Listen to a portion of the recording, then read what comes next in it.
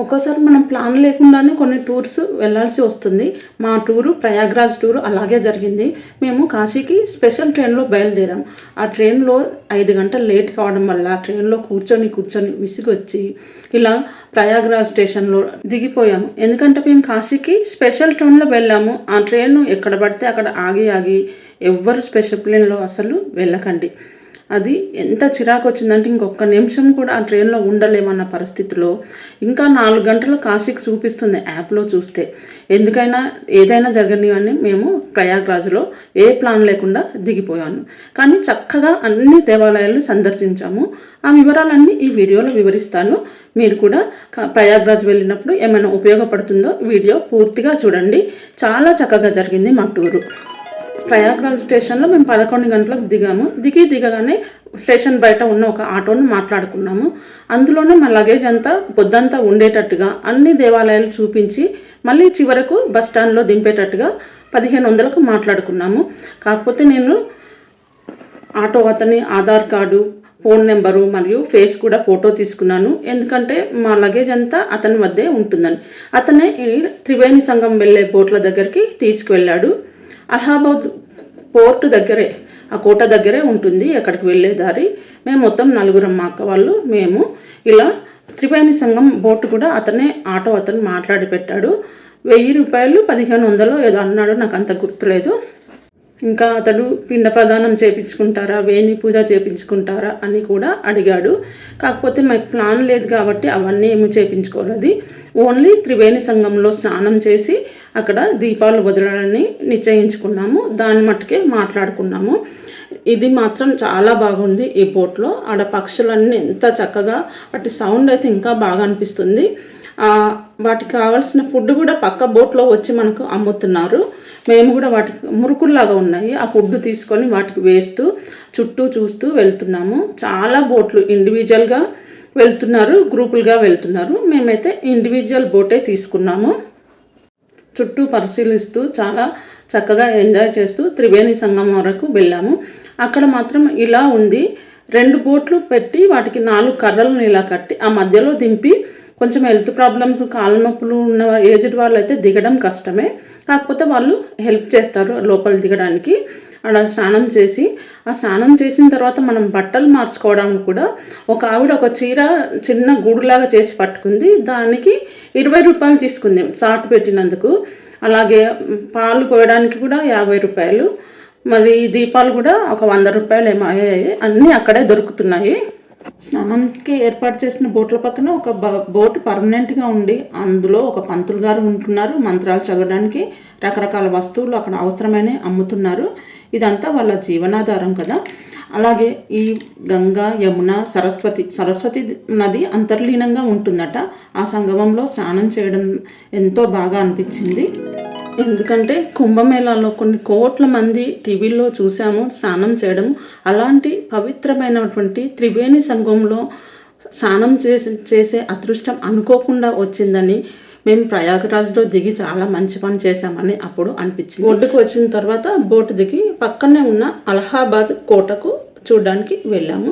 కానీ మొత్తం లోపలికి వెళ్ళలేదు, కొద్ది దూరం నడిచి తిరిగి వచ్చేసాము. ఎందుకంటే ఆ కోటలో అలౌడ్ లేదంట. అయినా అంత దూరం నడవలేమనిపించింది. అక్కడ మాత్రం అక్షయ వటవృక్షం అని ఉంటుందంట. ఆ అక్షయ వటవృక్షం క్రింద సీతారాముడు వనవాసానికి బయలుదేరినప్పుడు మొదటగా సేద తీర్చుకున్నారంట. ఆ అక్షయ వటవృక్షం ఈ ఫోటోలో ఉంది చూడండి. మేము అక్కడికి వెళ్ళలేదు. అలాగే మళ్ళీ తిరిగి వచ్చిన తర్వాత జస్ట్ కొద్ది దూరం వాకబుల్ డిస్టెన్స్లో ఉన్నటువంటి బడా హనుమాన్ మందిరము ప్రయాగ్రాజ్లో అతిపెద్ద దేవాలయము మరియు చాలా శక్తిగల దేవాలయం అంట. లోకల్ పీపుల్ కూడా చాలామంది ఉంటారు, చాలా రష్ కూడా ఉంటుంది. కాకపోతే మీరు ఈ దేవాలయానికి వెళ్ళేటప్పుడు ఒక విషయం బాగా గుర్తుంచుకోండి, క్రౌడ్ ఉంటుంది, తొందరగా తోసేస్తుంటారు. మనకు తెలియని వాళ్ళు అటు ఇటు చూస్తారు, విగ్రహం ఎక్కడ కనిపించదు. కాకపోతే కొంచెం ముందుకు వంగి చూస్తే ఇలా పడుకున్న భంగిమలో హనుమాన్ కనిపిస్తాడు. మనం వంగి చూడకుంటే ఆ అవకాశాన్ని మిస్ అవుతాము. గుడి వెనుక భాగన ఆలయ ప్రాంగణంలో ఉన్న రావి చెట్టు కింద దీపాలు వెలిగించి అక్కడ నుంచి మళ్ళీ ఆలయం అంతా ఒకసారి చూసుకొని బయలుదేరాము. పక్కనే కొద్ది దూరంలో ఆది శంకరాచార్యుల వారి మందిరం లాగా 3 అంతస్తుల బిల్డింగ్ ఉంది. అది అప్పుడు క్లోజ్ ఉంది. మేము వెళ్ళినప్పుడు చూసి వాళ్ళు ఓపెన్ చేశారు. ఇది పెద్ద చూడాల్సింది కానీ ఈ ఆదిశంకరాచార్యుల మందిరం వెనుక భాగంన 3వ అంతస్తు నుండి చూస్తే ప్రయాగ్ మొత్తం ఇలా కనిపిస్తుంది. అక్కడ బ్రిడ్జ్ మరియు 3rd ఫ్లోర్ నుండి కదా వ్యూ మొత్తం చాలా బాగా అనిపించింది. నేను ఈ వీడియో ఎందుకు ఇలా ఉంది అనుకోకండి, నాకు యూట్యూబ్లో అడ్డంగా వీడియో తీయాలని అప్పుడు తెలియదు. అందుకే కొన్ని వీడియోలు నిలుగా తీయడం వల్ల అలా ఉన్నాయి. ఈ ఆలయాన్ని దర్శించుకొని అక్కడి నుంచి మళ్ళీ ఆటో ఎక్కి అక్కడి నుంచి ఆటో అతన్ని మమ్మల్ని నాగవాసుకి ఆలయానికి తీసుకొని వెళ్ళాడు. ఇది కూడా చాలా చూడాల్సినటువంటి శక్తివంతమైన దేవాలయం అంట, నాగవాసుకి దేవాలయము. ఇదిగో ఇది ఈ నాగవాసుకి దేవాలయము గంగా నది ఒడ్డున ఉంది. ఈ ఆలయం కూడా చాలా మహిమ గలదండ. క్షీరసాగర మదనం జరిగినప్పుడు వాసుకిని తాడుగా చేసుకున్నారు కదా, ఆ వాసుకి శరీరం అంతా గాయాలు అయినప్పుడు ఆ గాయాలతో ఉన్నప్పుడు విష్ణుమూర్తి ఇక్కడ వాసుకుని విశ్రాంతి తీసుకోమన్నాడంట. తన ఆరోగ్యం బాగైనంత వరకు ఇక్కడే ఉండి తపస్సు చేసుకుంటూ ఉందంట. అదే మందిరం ఈ నాగవాసుకి ఆలయము. ఈ ఆలయం కూడా చాలా బాగుంది చూడడానికి. అక్కడ కాకపోతే ఈ ప్రయాగ్రాజ్లో నార్త్ ఇండియాలో మొత్తం ఇంచుమించు అన్ని దేవాలయాలు మధ్యాహ్నం సమయంలో క్లోజ్ చేసి ఉంటాయి. మేము వెళ్ళింది ఇది 4:30 ఆ టైంలో వెళ్ళాము. అప్పుడప్పుడే ఆదిశంకరాచార్యుల ఆలయం కానీ ఈ ఆలయం కానీ అప్పుడే ఓపెన్ చేస్తున్నారు. ఈ ఆలయంలో పెద్ద రష్ లేదు. ప్రయాగ్రాజ్లో ఎక్కువ రష్ ఉన్నదంటే మాధవేశ్వరి దేవి ఆలయము మరియు బడా హనుమాన్. మిగతా అన్నీ అలా వెళ్ళి ఇలా రావచ్చు. కొంత ఆటో వాళ్ళైతే కొన్ని ఆలయాలను అసలు చూపించరు. మనం అడిగితే ఆ లిస్ట్ ప్రకారం చూపిస్తారు, లేకుంటే వాళ్ళు పక్కపక్కనే ఉన్న 2-3 ఆలయాలను చూపించి వెళ్తారు. ఇది చూడండి వాసుకి ఆలయము అప్పుడే ఓపెన్ చేశారు కదా, హారతి కూడా ఇస్తున్నారు. మేము హారతి చూసుకొని దండం పెట్టుకొని పక్కనే ఉన్న మండపంలో కాలసర్ప దోషాలకు నివారణ పూజ కూడా చేస్తారంట. ఇది చూడండి విగ్రహము నాగవాసుకి మాతది. ఇగో ఈ మండపంలోనే నాగసర్ప దోషాల పూజ జరుగుతుందంట. ఈ ఆలయాన్ని దర్శించుకున్న తర్వాత మేము అతి ప్రసిద్ధమైన శక్తివంతమైన శక్తిపీఠం మాధవేశ్వరి దేవి ఆలయం. కాకపోతే ఇక్కడ ప్రజలు దీన్ని ఇక్కడ ఆలోపి మాత దేవాలయం అని ఉంది. ఈ మాధవేశ్వరి దేవాలయము సతీదేవి యొక్క కుడి చేతి వేళ్ళు పడిన ప్రదేశం. కాకపోతే ఇక్కడ 2 కథలు ఉన్నాయి. సతీదేవి వేళ్ళు పడిన చోట శక్తిపీఠం లలితాదేవి అని, ఈ ఆలోపి మాత అనేది అక్కడ స్థానికుల ఒక పురాణ కథ. ఏంటంటే ఒక పెళ్లి కూతురు పెళ్లి కొడుకు ఉన్నటువంటి పల్లకిని తీసుకొని వెళ్తుంటే దొంగలు అటాక్ చేశారంట. అటాక్ చేసినప్పుడు దొంగలకు ఆ పల్లకి ఖాళీగా కనిపించిందంట. ఆమెనే ఆలోపి మాత అంటారు. ఆలోపి అంటే కనుమరుగైన దేవత అని అర్థం. అందుకే ఈ ఆలయంలో ఏ విగ్రహము ఉండదు. ఇలా ఖాళీ పూల పల్లకి కనిపిస్తుంది.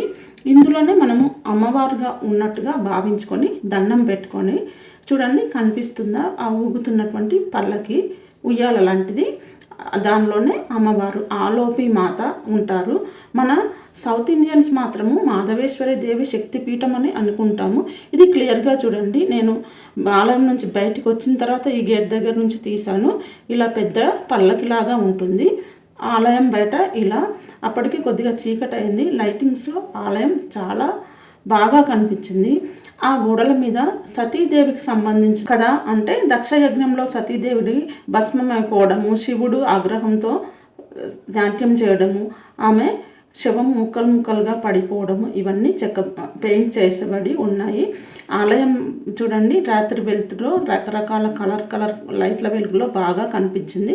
ఇలా మా ప్రయాగ్రాజ్ యాత్ర చాలా బాగా జరిగింది, అనుకోకుండా జరిగింది. ఆటో అతను మమ్మల్ని కాశీకి వెళ్ళే వెహికల్స్ ఉన్న చోటికి తీసుకువెళ్ళాడు. అక్కడ నుంచి కారులో కాశీకి వెళ్ళాము. ఈ వీడియోకు ఒక లైక్ చేసి నా ఛానల్ సబ్స్క్రైబ్ చేసుకోండి. మరొక ట్రావెల్ వీడియోలతో మళ్ళీ కలుస్తాను. Thank you for watching.